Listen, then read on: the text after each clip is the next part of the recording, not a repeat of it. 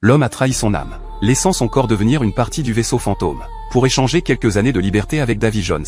Après avoir conclu l'accord, Davy Jones a remonté des profondeurs le Black Pearl du capitaine Jack. Le Black Pearl renaissant a obtenu une vitesse incomparable. Mais le prix à payer était que Jack devait retourner au vaisseau fantôme après 10 ans. Mais comment un pirate rusé respecterait-il sa promesse? Les bons moments sont toujours éphémères. Le second de Jack Barbossa a mené une mutinerie avec l'équipage, abandonnant Jack sur une île déserte, puis utilisant le Black Pearl pour trouver les pièces d'or aztèques. Mais ils ont vite découvert que ces pièces étaient maudites. Tous les marins qui avaient dépensé les pièces sont devenus des squelettes.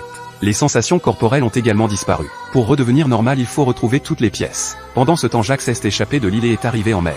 Comme le Black Pearl a été volé, Jack ne peut compter que sur ce navire qui prend les hauts pour naviguer. Et juste avant que le navire ne coule, il est monté au port royal. Son objectif était de voler l'intrépide de la marine.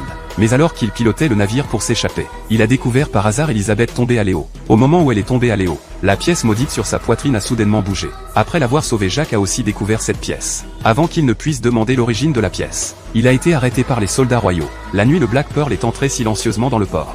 Barbossa a attaqué la ville avec l'équipage. Elizabeth a aussi été capturée. Quand elle a appris qu'il voulait qu'elle paie sa dette de sang, Elizabeth a couru paniquée hors de la cabine, sans s'attendre à découvrir le secret du Black Pearl.